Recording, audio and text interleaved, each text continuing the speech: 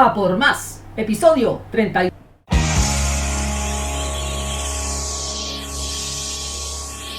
Desde Santiago de Chile para todo el mundo, www.felipetelchile.com presenta A por más, el podcast, con Felipe, el encandinador de ideas.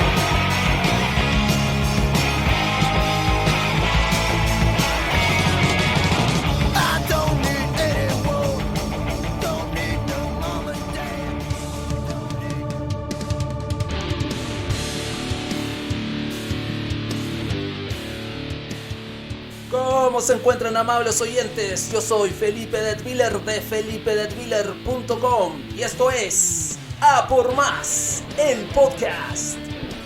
En mi sitio web podrás encontrar las soluciones que te ofrezco como consultor en dirección estratégica y de negocios, trainer para equipos profesionales de alto desempeño y speaker en temáticas de liderazgo, gestión del cambio y management. El día de hoy les invito a emprender un viaje a la región del Cáucaso, a un particular país situado entre Europa y Asia. Formó parte de la ex Unión de Repúblicas Socialistas Soviéticas y desde el año 1992, el año de su independencia, se encuentra en constante guerra con uno de sus vecinos. Un país de cultura árabe, con legado soviético y visión europea. Como pistas, cuenta con el himno nacional más épico que me ha tocado oír últimamente. Sin más preámbulo, los invito a conocer más de la cultura de Azerbaiyán, con el único ciudadano de este país viviendo actualmente en Chile. Tenemos el gusto de tener en los estudios de A por Más el podcast a Shahriyar Nazirov, que nos contará cómo fue nacer en la Unión Soviética, presenciar el colapso, el cambio a un país recientemente independizado y los fenómenos sociológicos, políticos, económicos, aplicando, como siempre, el estilo de A por Más, el podcast. Vamos con ello, vamos a por más.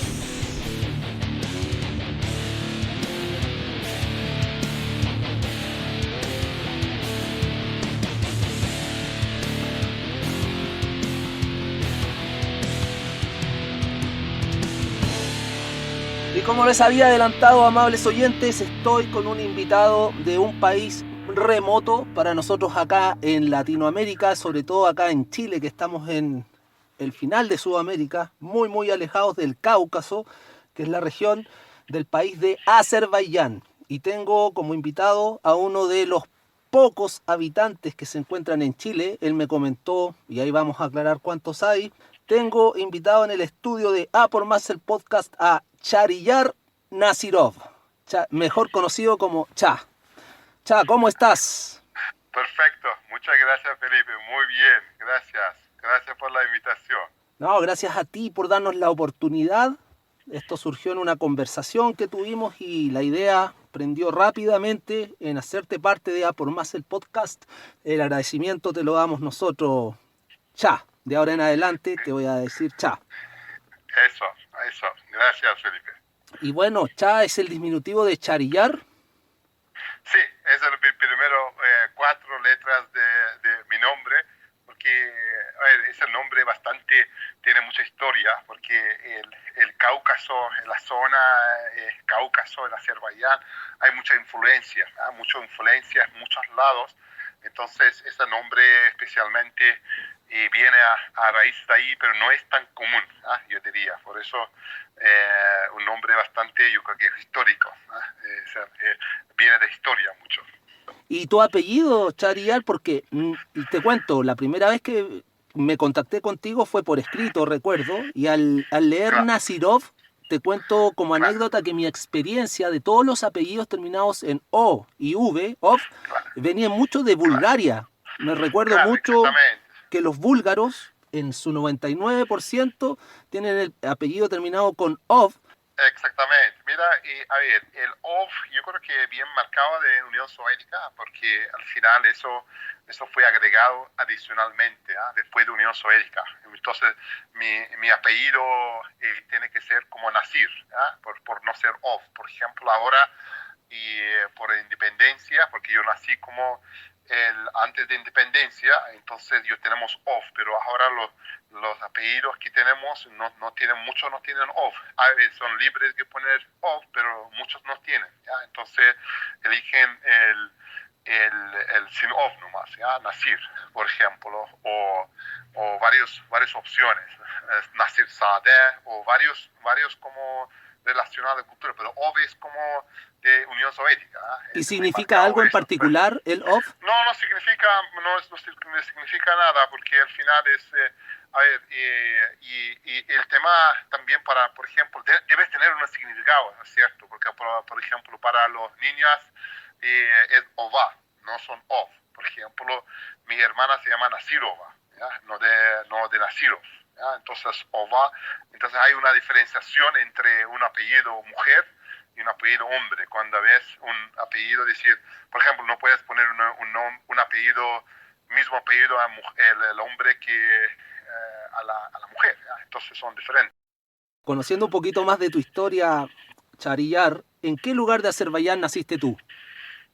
A ver, yo nací en lugar Karabaj, ¿ya? Una zona bastante rico. Tenías mucha diversidad. Y también la diversidad de personas, ¿ah? Porque al final, imagínate que en Azerbaiyán estamos hablando 13, 14 etnias, ¿ya? Entonces imagínate que 13 personas tienen, 13 etnias, minorías, tienen sus religiones, sus idiomas, son todos diferentes. Y claro que hace riqueza en algún sentido, también genera problemas en algún otro sentido.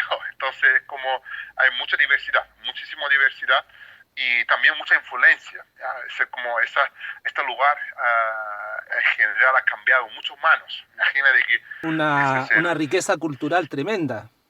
Tremendo. Sí, yo he estudiado en un colegio que combinado varios religiosos, varias religiones, varias culturas. Entonces, a la vez, como digo, mucha riqueza, y a la vez también es complicado también a nivel político a veces, ¿ya? Entonces, y hay mucha influencia y cosas. Entonces, eso sí, es cierto que hay mucha riqueza, incluso personas que el color de personas afecta. Por ejemplo, tú tienes una familia, por ejemplo, mezclada con rusas, mezclada con otros étnicos, ¿ya? Entonces, mucho mezclo, ¿ya? Entonces eso afecta también a las personas, ¿ya? Entonces eso yo creo que es muy típico para esta zona, ¿ya?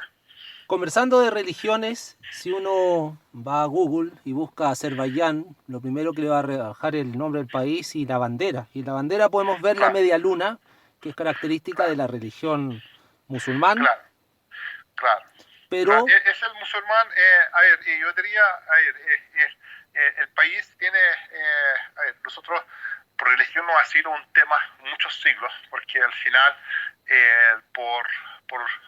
por historia y también por Unión Soviética, ya que Unión Soviética que no existía religión, ¿no? Entonces eso como casi en ningún país Azerbaiyán uno de menos religiosos en la región, ¿no? Fíjate, si ves el ranking de mundial, yo creo que uno de los top 5 países que menos religiosos en el mundo, ¿ya? Y aún así tienen el símbolo religioso en su bandera, eso es una curiosidad.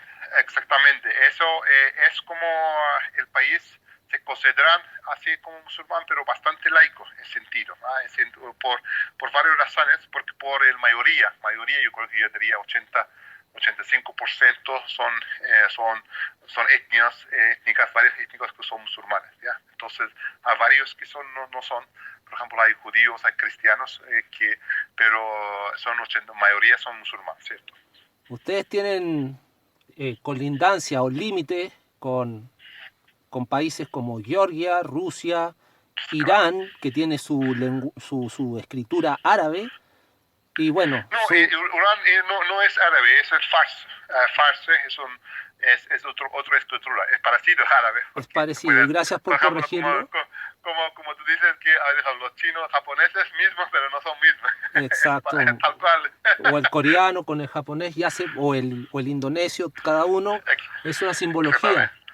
Exactamente, tienen misma estructura, pero no son un poco de persas. Ya, esos son persas, tienen su idioma diferente. Pero además, Azerbaiyán tiene también su propia estructura, que no tengo idea cómo se llama, si nos compartes, que es un tipo de letra más redondeada, se podría decir. ¿Cómo es la estructura de la escritura? No, el Azerbaiyán usa el mismo letra latino.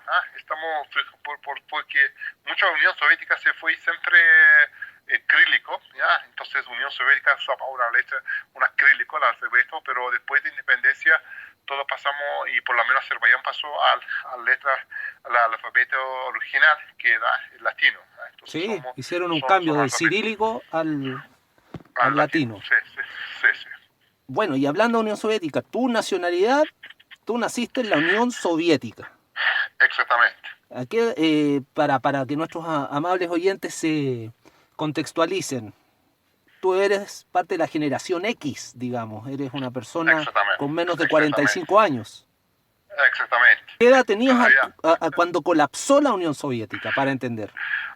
Mira, yo me tocó los peores momentos de la Unión Soviética, ¿ya? Entonces, un sistema que fue como desarrollando momentos interesantes. Después el sistema empezó a colapsar. Es el momento que yo nací, ¿ya? Entonces cuando colapsó la Unión Soviética, yo tenía 8 años, ¿ya? Era muy joven, así, muy niño, joven, digo. Entonces a mí me tocó los peores, yo diría, peores momentos de la Unión Soviética. Más o Naciste menos, por ahí por el 85. 84. 84, porque hay que recordar que el colapso de la Unión Soviética se dio en el año 1992. 92, sí, cierto. Empezó antes, empezó de 88, es un sistema que empezó a difundir, porque todos los sistemas en general, ese sistema también fue la primera razón que fue colapsó por económica social. Entonces el sistema ya empezó a colapsar, y también había muchos movimientos, los países ex Unión Soviética. Entonces los países, hay muchos temas nacionalistas, hay muchos temas que a la vez fue razón de que este colapso, ¿ya? Entonces se fue el colapso del sistema, ¿ya? Entonces eso lo fue. Imagina que Rusia también aparecer ahora es el dueño de la Unión Soviética, pero fui. Normalmente le llamamos unión, yo siempre llamamos yo un poco imperio. Entonces, no fue una unión como parecido a Unión Europea, ¿no? Entonces, no sé, la escritura siempre pone Unión Soviética, pero yo soy un poco contra esta escritura, ¿ya? Pero bueno. Es una denominación. Y te digo, eres la primera persona que yo puedo conversar directamente que nació y vivió en la Unión Soviética. Entonces para mí es muy valioso, y por esa razón lo estamos compartiendo acá en la plataforma de Apur Más, el podcast, porque hay tantas mitos, interrogantes, desconocimiento, que creo que voy a centrar mi conversación en los siguientes minutos a esta, entre comillas, Unión Soviética. Quería preguntarte, si tú me dices que era como un imperio, tú viviéndolo en el día a día, ¿cuál es tu mejor recuerdo de esa época soviética? Un sistema, la Unión Soviética, tenía las cosas buenas o cosas malas, entonces no fui tan así que podemos critizar. Hay unas buenas recuerdos. Imagínate que hoy día si viajas a estos países de Azerbaiyán o Armenio o Georgia, siempre lo dirían lo mismo, que la gente ha vivido bien, la gente ha podido desarrollar de alguna forma, y también tienen buenos recuerdos, y también últimamente muy malos recuerdos también. Entonces, empezando lo bueno es que Unión Soviética, por ejemplo, en los primeros años, yo diría, muy avanzado.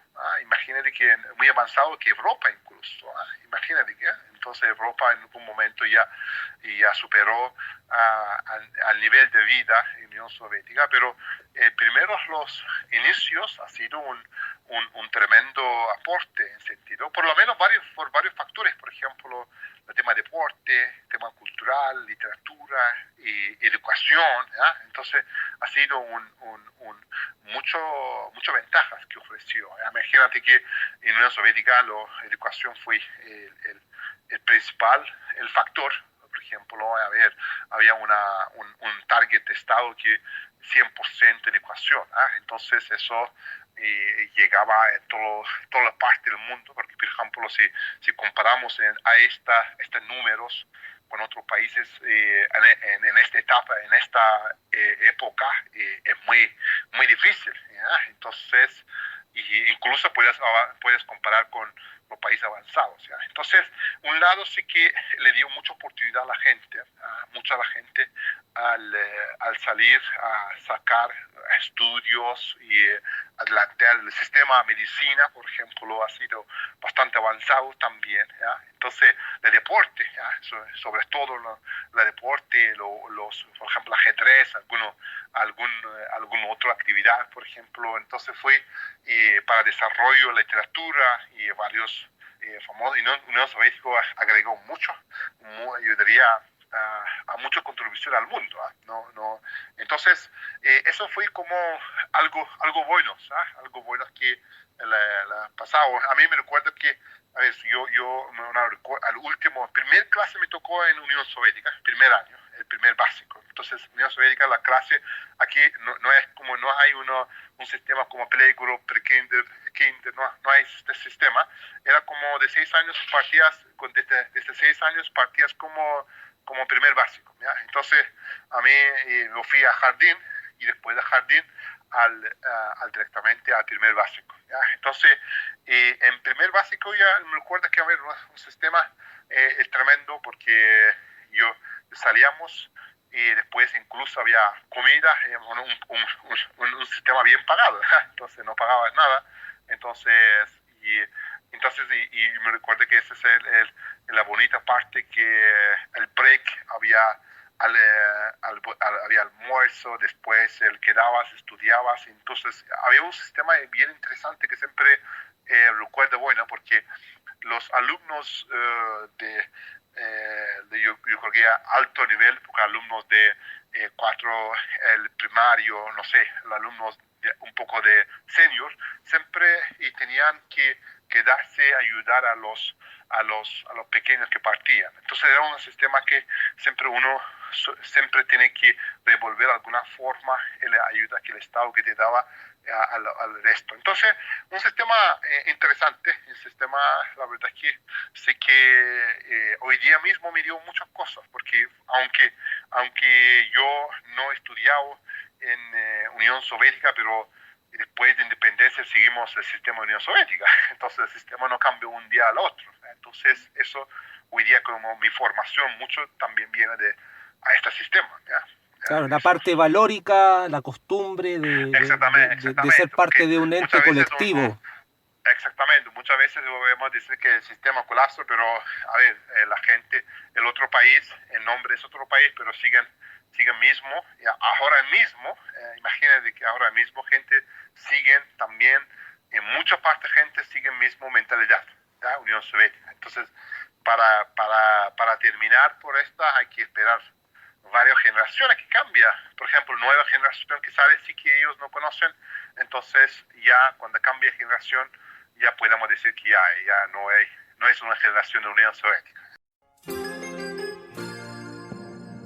Estudios científicos han comprobado que una alimentación sana incide directamente en el fortalecimiento de nuestra salud física y mental.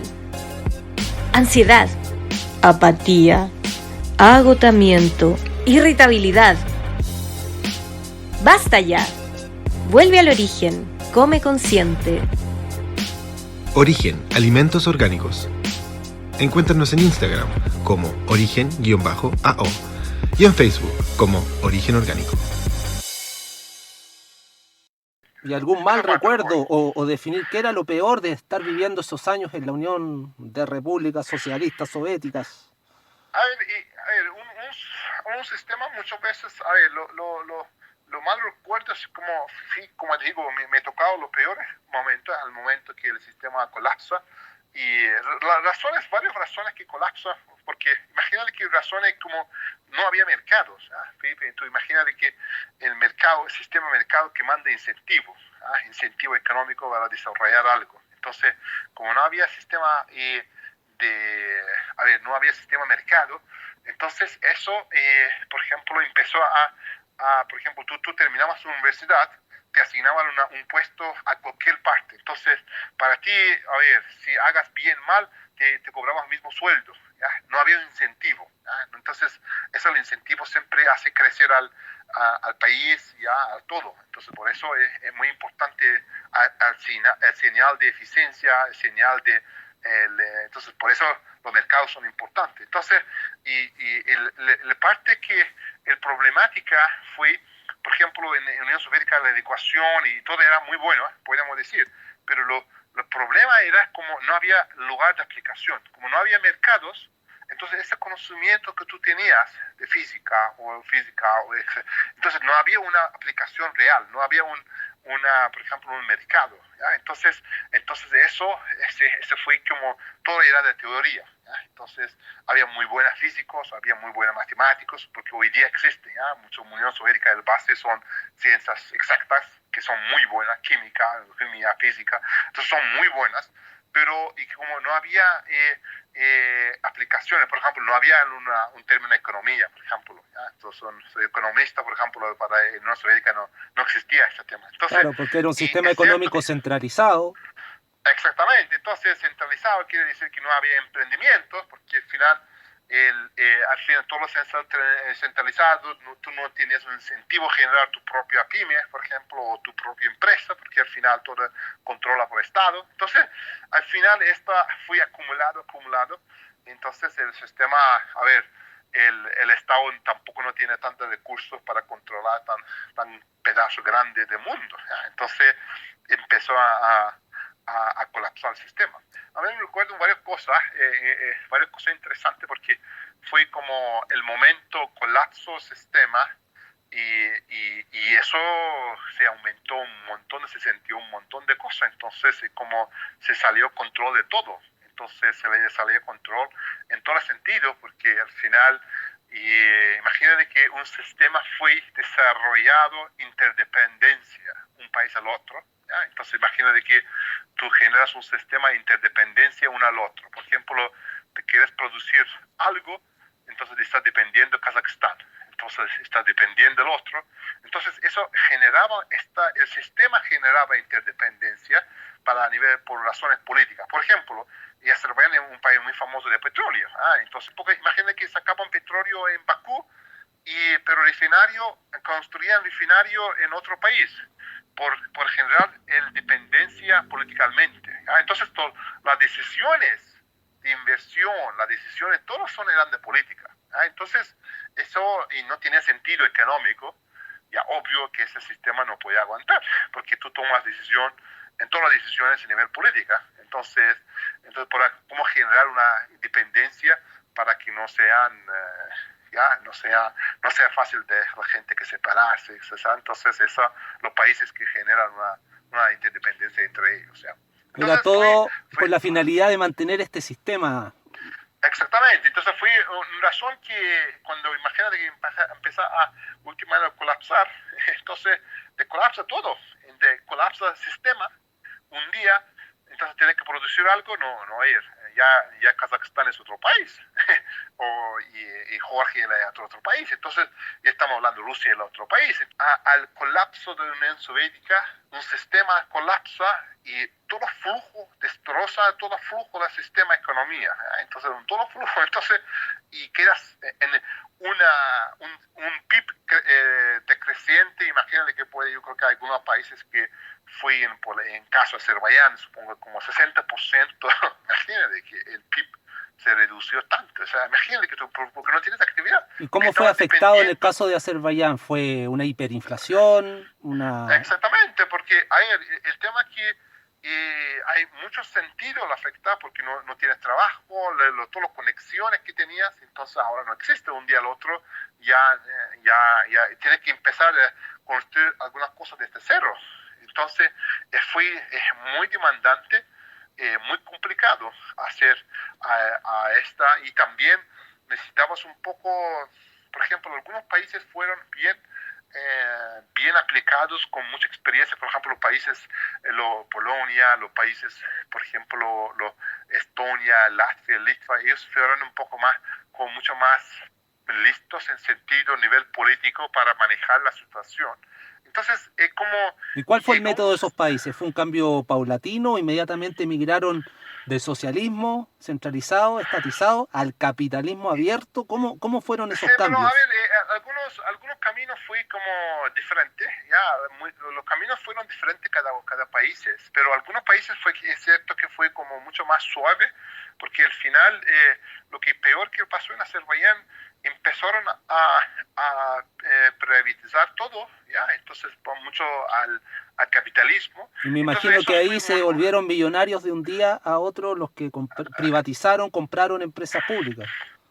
Claro, porque al final, pero fue un desastre económico y la política, porque en este momento Azerbaiyán, imagínate que tuvimos nosotros la independencia primero no fue tan fácil, no es como, yo quiero tener una independencia pacíficamente, no fui a una independencia pacíficamente, hubo muchos muertos, imagínate que el 20 de enero los tanques rusos entraron, tanques de ex Unión Soviética llamaban, pero ahora a los rusos entraron al Azerbaiyán, una matanza tremenda, 120 personas el 20 de enero, la noche, y gente sin armas, por lo que querían independencia. Entonces fue una situación a nivel política muy complicado, la situación muy complicada, y luego las etnias que teníamos, entonces justo pareció la guerra con Armenia, por étnica que una parte armenia que vivía en Azerbaiyán. Entonces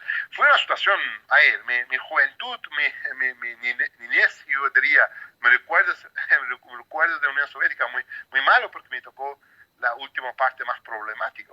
Entonces ese fue que recuerdo, lamentablemente. Sí, vaya qué recuerdos. Ex Unión Soviética, guerra con Armenia, invasión rusa, una voluntad de independencia increíble. El cambio a un modelo económico pasa por el tipo de moneda. Entonces, ¿cómo afectó al pueblo el cambio de moneda al independizarse? Claro, el sistema, Unión Soviética es una mentalidad. Primero que tenemos que entender, Felipe, al final, porque pasar al capitalismo no es tan fácil con la mentalidad que tuvimos. Es un shock. Entonces es shock, porque al final tú estás acostumbrado a trabajar con una mentalidad y después viene. Entonces la gente espera que, por ejemplo, sigue teniendo esta mentalidad algunas personas, porque, por ejemplo, ellos estudian en una universidad, sus hijos se van a la universidad, después no encuentran trabajo. Por ejemplo, en Chile no quejan que, yo estudié en la universidad pero no encuentro trabajo, pero ellos estudian, no encuentran trabajo, empiezan a protestarse en la calle y salir al gobierno, que cómo puede ser que mi hijo no encuentre trabajo porque terminó la universidad. Entonces, por ejemplo, en la Unión Soviética era, pues, si terminabas la universidad te daban garantía de trabajo. Entonces la gente está mal acostumbrada. Había pleno empleo en la Unión Soviética. Exactamente. Y el pleno empleo para todo. Entonces, como digo, no había ineficiencia en sentido. Entonces, y también, no quiere decir que era un sistema perfecto. Había robos como todo, pero el escondido. Eso. Entonces, la corrupción se entiende, el robo de corbata que se le llama. Pero te quería preguntar, en la vida común, ¿había delincuencia común en los años de la Unión Soviética? Mira, en general tú lees historia con mis abuelos. La Unión Soviética es un país bastante, yo diría, seguro, muy seguro. Incluso también, como por parte de la Unión Soviética, si vas a viajar hoy día, varios países son seguros.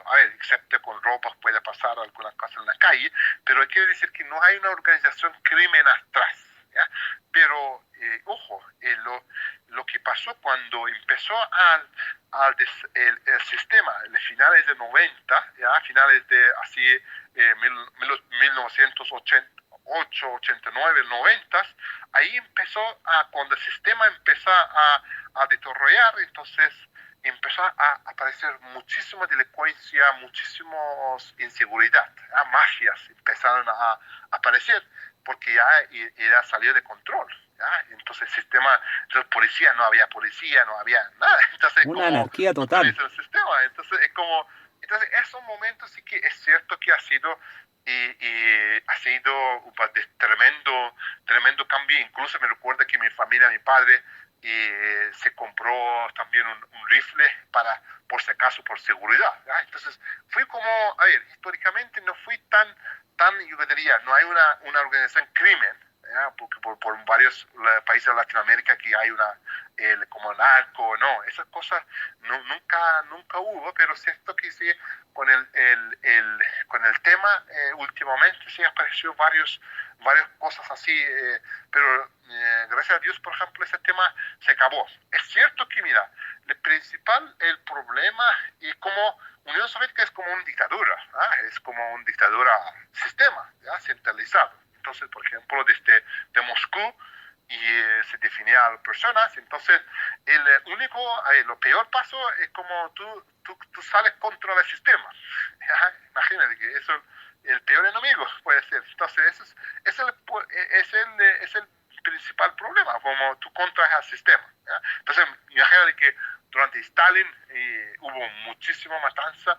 Y yo creo que más que lo peor, la gente muy como preparados, entonces la gente que sabía pensar y sabía el opositores que fue a contra, entonces fue fusilado muchísimo. Entonces como hay muchas historias negras. Entonces no fue tan fácil a tener ese sistema. Ese sistema fue tener muchos años, por 70 años, por fuerza. No fue tan pacíficamente, yo diría. Así que ese es el sistema Unión Soviética.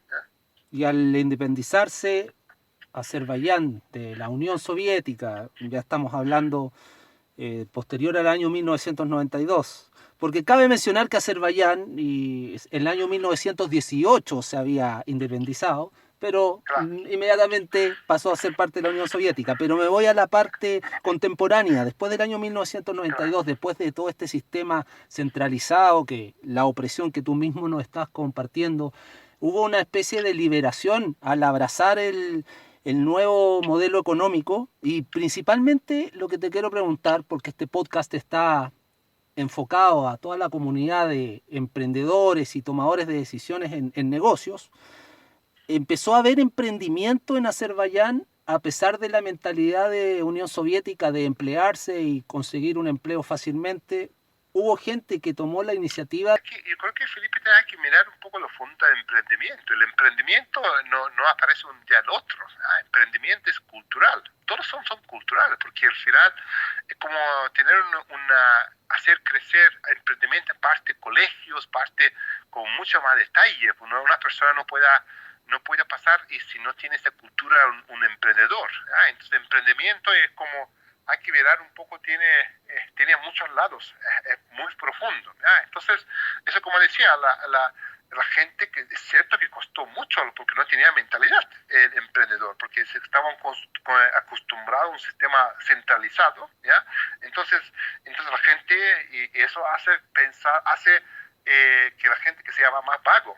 Entonces, como se vas al trabajo y te vuelves ahí, entonces te dan sueldo y con esta es suficiente y da más. Entonces no hay, entonces eso la gente hace acostumbrar mal. Entonces eso es como, hay que tener, por ejemplo, emprendimiento, hay muchas culturas. Fíjate, en Azerbaiyán, desde tantos años tan sufrido, recién empieza a hacer varios emprendimientos, varias startups que están apareciendo. Imagínate que y estamos hablando ya, pasamos más de 20, 30 años, 20 años, o sea, entonces eso, y es como 30 años, imagínate, entonces de eso recién la gente empieza el cultura del emprendedor, entonces esas cosas empiezan a recién. Tiene mucho que ver también con la globalización, la apertura a otras culturas.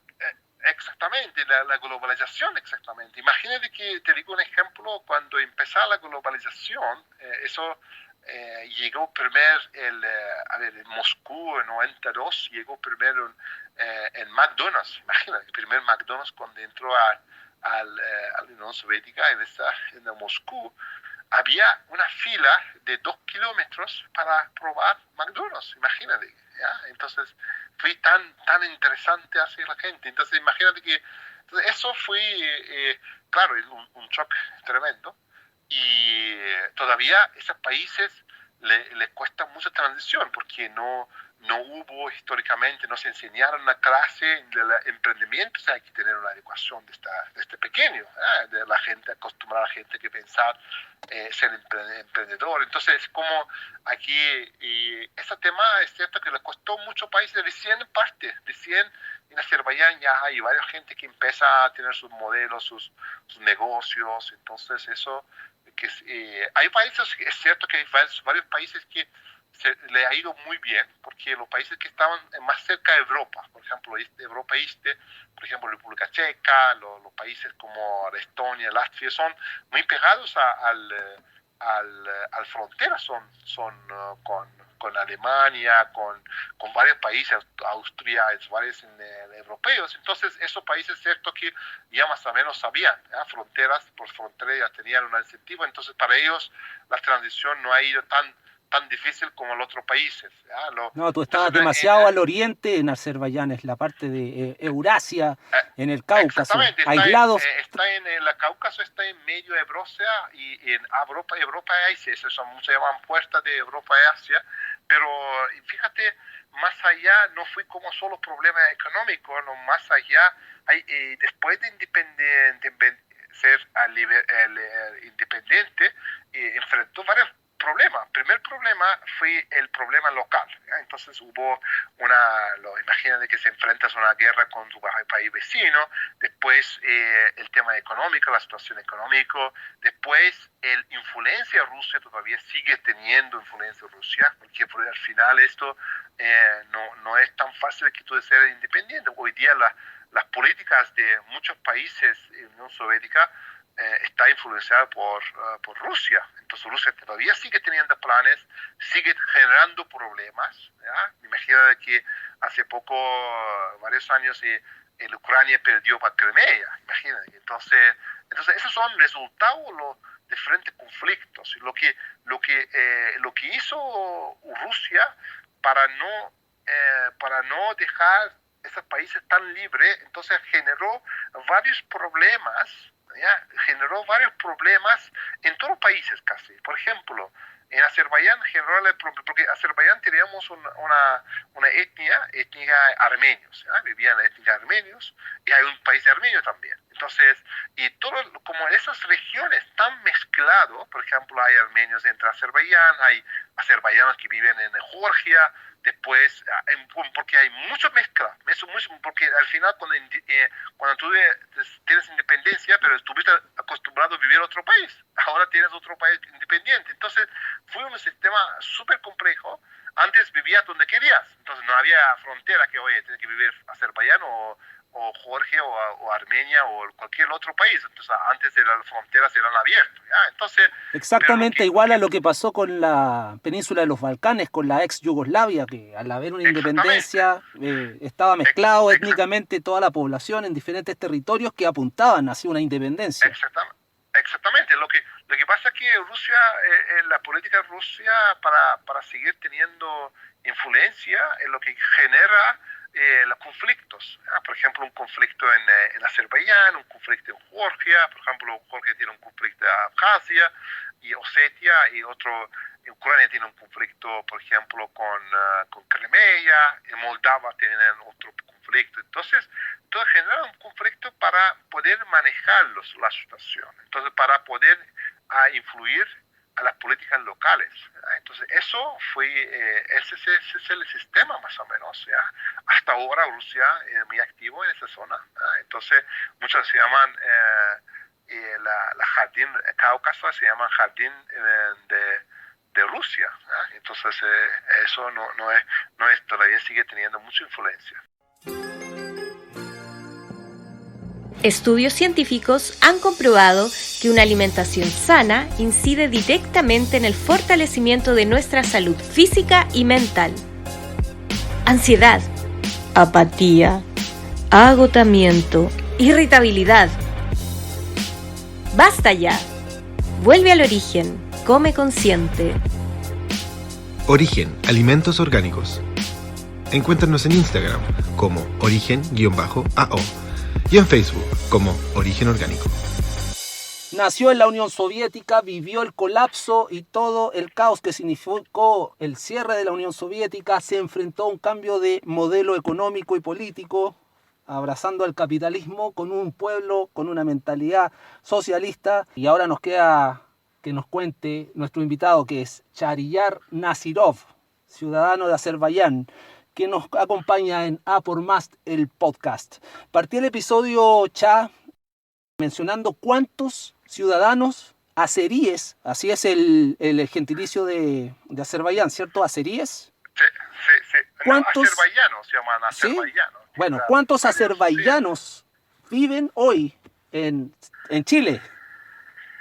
Uy, la verdad es que mira, yo sepa, a ver, fui como, tengo datos, yo soy único, el único residente que vivo en Chile, pero es cierto que hay varios azerbaiyanos que llegan y después se van, porque es temporal. Hay varios, como yo creo que puede ser como 5 máximo, pero son que lo vienen con un proyecto, pues vienen con un tema temporal, para seguir viviendo largo tiempo. Yo creo que soy único, ojalá que eso es lo que me dijeron, pero yo por lo menos yo no conozco, entonces eso, pero me pasaron este dato a nivel de embajada. Y el único entonces, medio que tiene al exclusivo residente es A por Más el podcast, así que es un capítulo muy especial.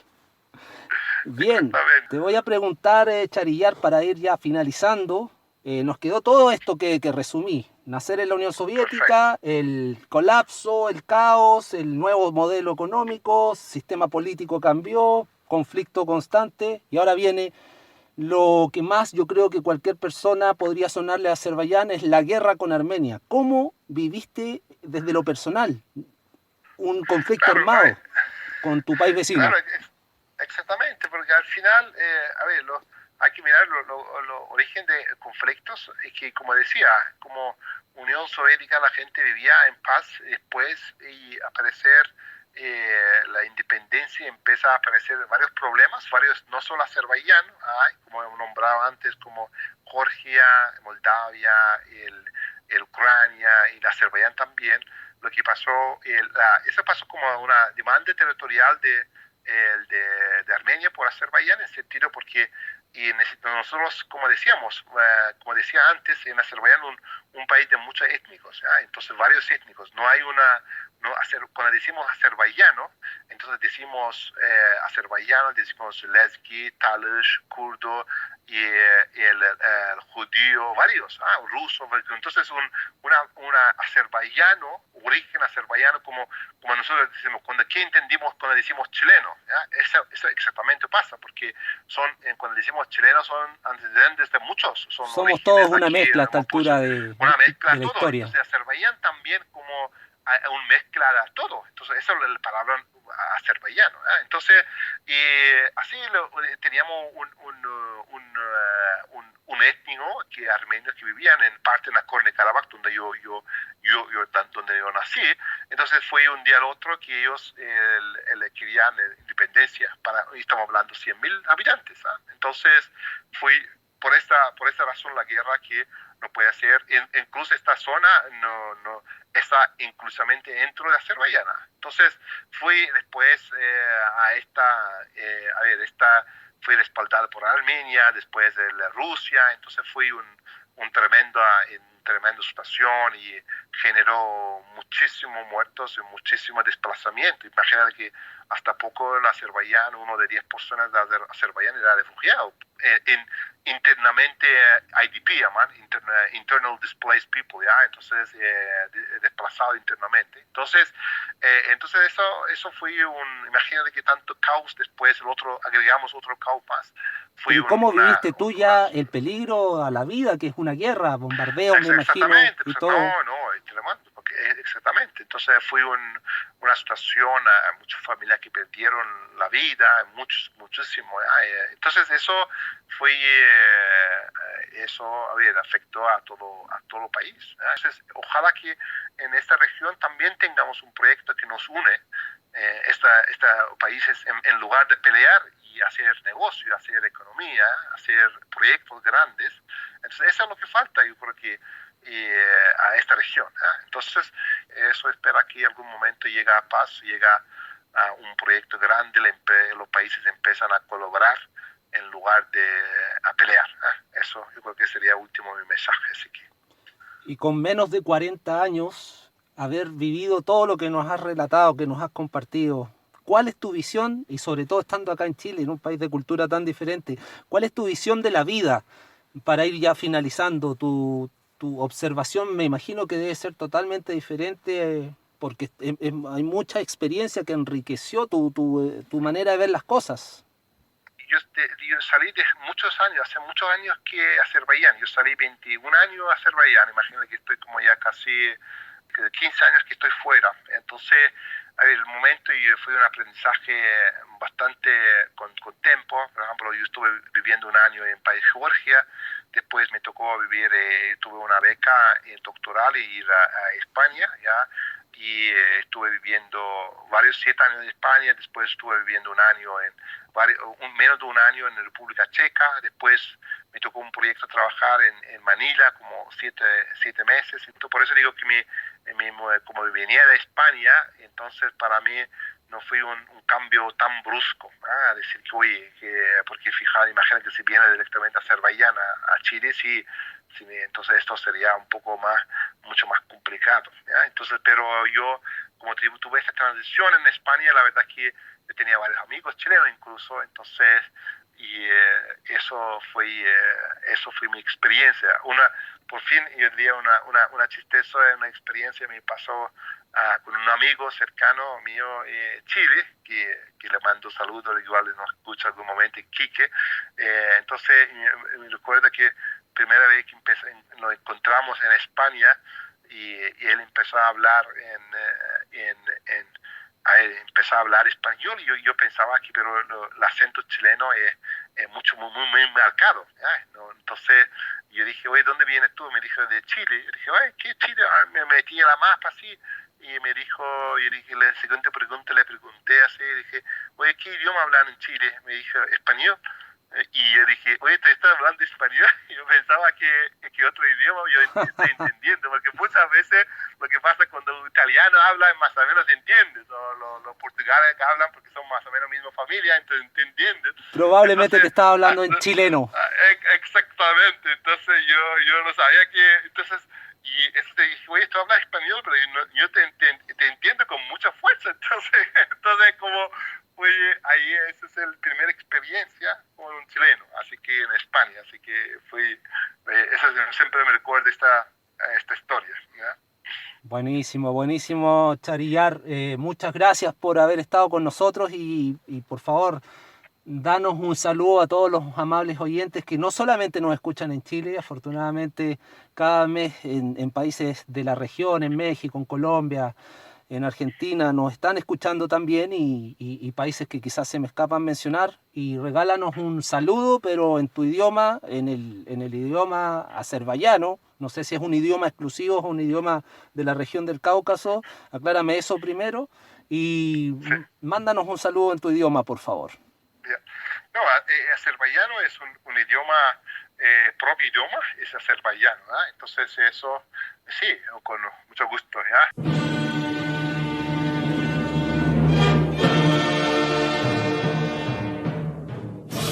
Hamınızı salamlayıram, davet edirəm programa baxmağa, hamınızı qucaqlayıram, sağ olun. Bueno, ahora la traducción simultánea que nos dijiste. Yo le dije que le saludo de aquí y le mando un abrazo. Así que muchísimas gracias. ¿Y cómo se dice A por más, el podcast en azerbaiyano? Bir daha, como así, como dicen bir daha, vamos por más. Eso. Eso es el bir daha. Bir daha, por más. Bir daha da podcast. Qué bien. Al por más. Muchísimas gracias nuevamente, y aquí los dejo, amables oyentes. Nos quedamos con una experiencia tremenda, mucho que aprender, y esto tuvo un enfoque sociológico, pero también hablamos un poquito de economía, que es parte de la línea editorial de este podcast. Si te gustó este contenido, recuerda darnos una recomendación positiva en la plataforma de podcast que nos estés escuchando. También estamos en YouTube. Suscríbete para hacer más crecimiento y difundir todos estos contenidos que ayudan a todos los emprendedores y tomadores de decisiones a seguir yendo a por más.